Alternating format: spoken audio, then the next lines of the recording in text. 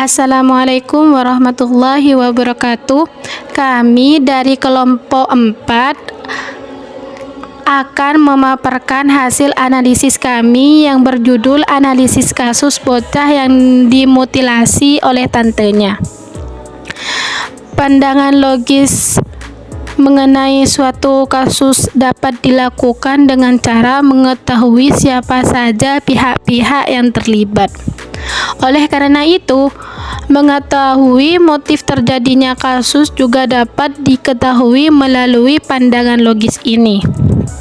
Dalam kasus pembunuhan yang terjadi di Bolong Mongondo Timur, yakni Boltim, Sumatera Utara, diketahui bahwa pihak-pihak yang terlibat dalam kasus tersebut adalah seorang anak berusia 8 tahun yang menjadi korban. Wanita berusia 19 tahun yang merupakan pelaku sekaligus tante dari korban, dan kepolisian sebagai aparat penegak hukum. Motif pembunuhan. Berdasarkan keterangan dari Kapolres Boltim, dijelaskan bahwa motif dari pembunuhan seorang anak oleh tantenya sendiri ini dikarenakan adanya keinginan untuk menguasai atau memiliki perhiasan yang dipakai oleh korban. Pembunuhan yang direncanakan oleh pelaku tersebut bermula ketika pelaku melihat korban bersama ibunya berada di rumah neneknya. Selain dengan cara berpikir logis, kita juga dapat melakukan analisis dengan cara berpikir kritis. Dengan cara berpikir kritis, kita dapat mengetahui hubungan-hubungan yang ada saat terjadi suatu kasus, baik hubungan secara hukum, sosial, ataupun hubungan antar kepentingan setiap pihak yang terlibat.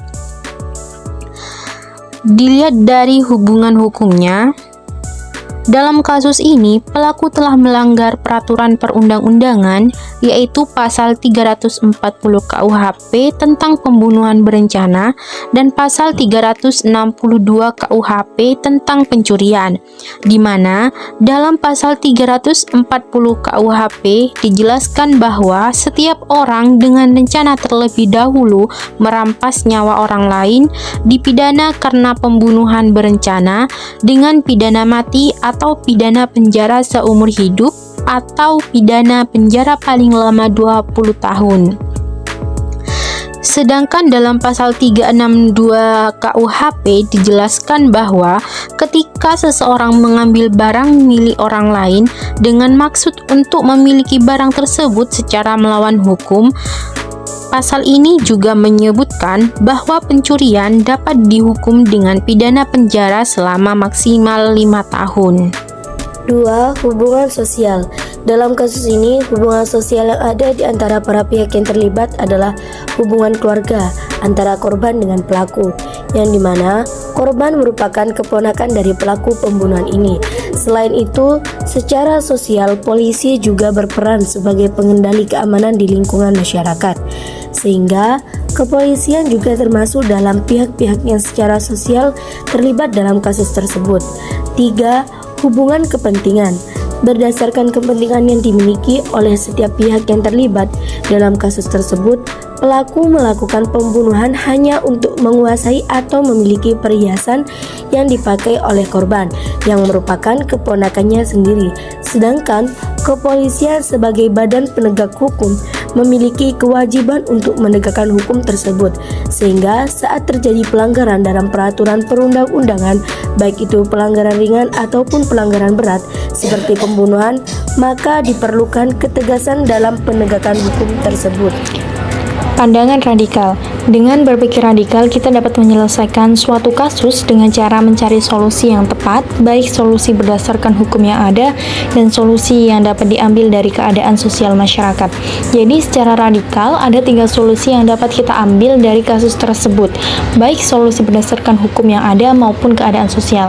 Yang pertama, pentingnya akan kesadaran orang tua, terutama ibu, untuk tidak memberikan perhiasan kepada anak secara berlebihan, karena dapat mengundang daya tarik orang lain untuk mencuri ataupun melukai anak untuk mencuri emas tersebut. Jadi solusi pertama ini dihimbaukan kepada para orang tua agar tidak memberi atau memakaikan emas secara berlebihan terhadap anak, karena hal tersebut dapat mengundang daya tarik orang lain untuk mencuri emas sehingga nyawa anak akan terancam. Kemudian yang kedua, memberikan pendidikan dan kesadaran hukum, yaitu memberikan pemahaman tentang hukum dan konsekuensi tindakan kriminal. Jadi dengan adanya pemahaman hukum ini yang ditujukan kepada masyarakat agar mengurangi potensi pencurian dan pembunuhan, terutama terhadap anak. Selain itu, pendidikan hukum juga dapat membantu mencegah tindakan kekerasan dan melibatkan masyarakat dalam pencegahannya. Karena dalam keberlakuan suatu aturan dan perundang-undangan, masyarakat menjadi objek penting dalam terlaksananya suatu aturan atau perundang-undangan hukum. Jadi yang kedua ini membahas pendidikan dan kesadaran hukum terhadap tindakan kriminal kepada masyarakat agar dapat meminimalisir terjadinya kekerasan ataupun pembunuhan.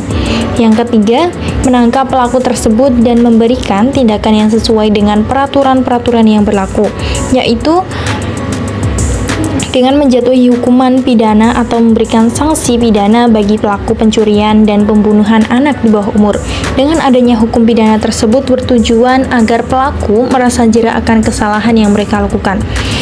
Nah, adapun solusi yang ketiga ini ditujukan kepada pelaku agar tidak mengulangi tindakan tersebut dan merasa jera akan apa yang ia lakukan.